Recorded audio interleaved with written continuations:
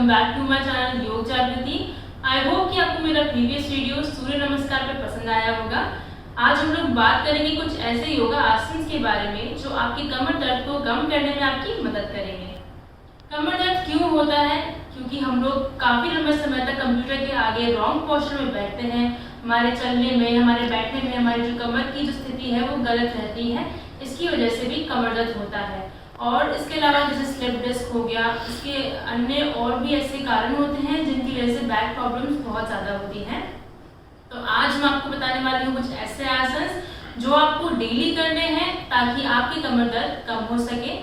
इसके अलावा आप अपने पोस्चर को सही करने का एक बहुत इजी तरीका है। आप अपने शोल्डर्स को पीछे रखें। जब भी आप चलते हैं, बैठते हैं, अपनी कमर को बिल्कुल सीधा रखें, आगे ना झुकें, बिल्कुल सीधा बैठने की कोशिश करें। तो इससे भी आपके पोस्चर्स को सही होने में आपको बहुत मदद मिलेगी। So let's get started.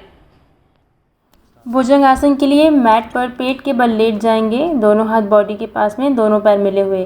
धीरे से अपने अंगूठों को बगल में रखते हुए ज़मीन पर रखेंगे। एल्बोज बिल्कुल बॉडी के पास में रहेंगी, माथा ज़मीन पे। धीरे से सांस लेते हुए अपने सर को ऊपर उठाएंगे और अपने नाभि तक उठने का प्रयास करेंगे। ध्यान रखें आपका पूरा ज़ोर आपके पीठ पर यानी कि आपके स्पाइन पे होना चाहिए। दोनों हाथों पे ज़्यादा दबाव ना हो। अब धीरे से सांस छोड़ते हुए हम लोग नीचे की ओर जाएंगे, माथा ज़मीन पर रखेंगे और अपने दोनों हाथों को रिलीज़ करेंगे। इसे भुजंगासन कहते हैं। दूसरा आसन है अर्ध पवन मुक्त आसन। इसके लिए अपने पीठ के बल लेट जाएंगे, दोनों पैर और दोनों हाथ बॉडी के पास में। धीरे से अपने राइट लेग को बेंड करते हुए अपने चेस्ट के पास लेकर आएंगे। इंटरलॉक बनाते हुए प्रेशर देंगे। अगर आपको सर्वाइकल है तो आप अपने सर को ऊपर ना उठाएं और बाकी लोग धीरे से अपने सर को ऊपर की ओर उठाने की कोशिश करें, सांस छोड़ते हुए। कुछ देर इस स्थिति में रहने के बाद धीरे से पहले अपनी गर्दन को नीचे लेकर आएं।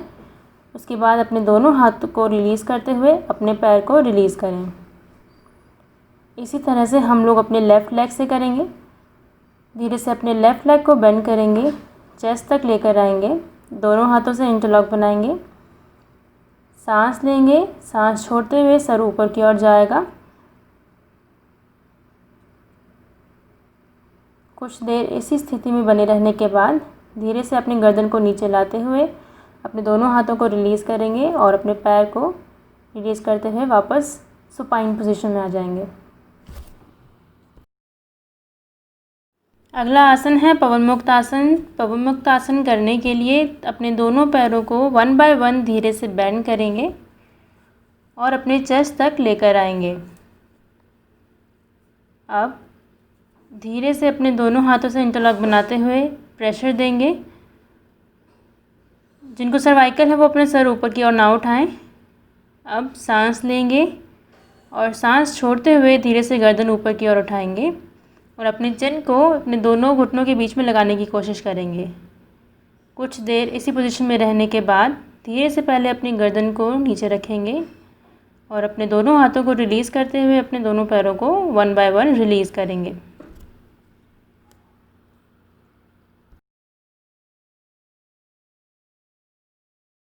अगला आसन है सेतुबंध आसन। सेतुबंध आसन करने के लिए अपने दोनों पैरों को 1 बाय 1 बेंड करेंगे।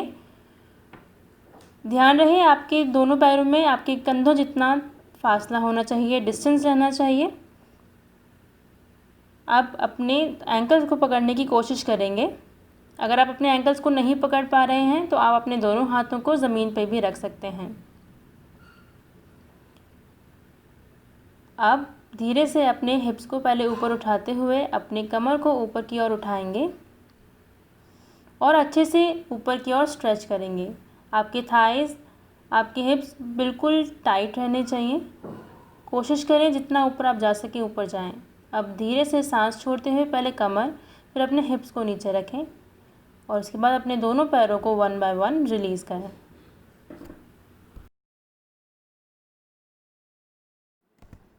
अगला आसन है कटी वक्रासन। कटी वक्रासन करने के लिए अब अपने बैट पे पीठ के बल लेट जाएं।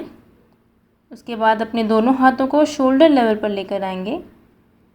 धीरे से अपने पैरों को 1 बाय 1 बेंड करेंगे, दोनों पैर मिले हुए रहेंगे।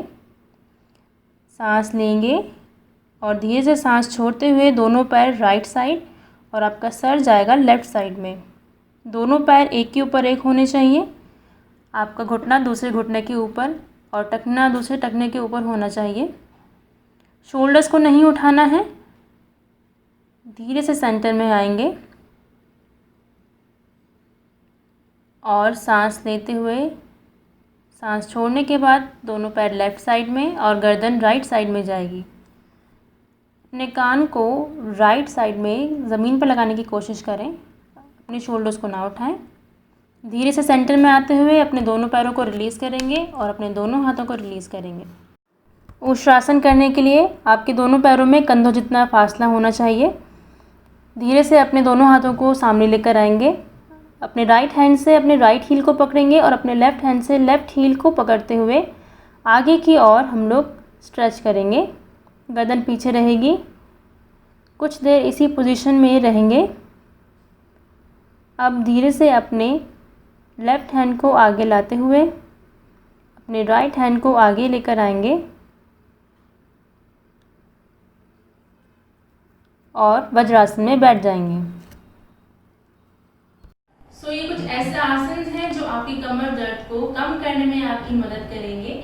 आप इन्हें रोज़ करिए और मुझे बताइए कि आपको इन आसन से क्या बेनिफिट मिला है। इसके अलावा आप अपने पोस्चर का प्लीज़ ध्यान रखें। अपने कमर को बिल्कुल सीधा रखें। चलते वक्त, बैठते वक्त खास ध्यान रखें कि आपकी कमर आगे की ओर झुकी ना हो। So I will see you next time with a new video. तब तक के लिए आप देखते रहिए मेरे वीडियोस, योगा करते रहिए, डेली प्रैक्टिस कीजिए और दूसरों को भी एनकरेज करें कि वो भी योगा करें। इसके अलावा please subscribe me on my YouTube channel at योग जागृति and I am on Instagram and Facebook also. The link is given in the description box. Thank you so much. Thank you for watching.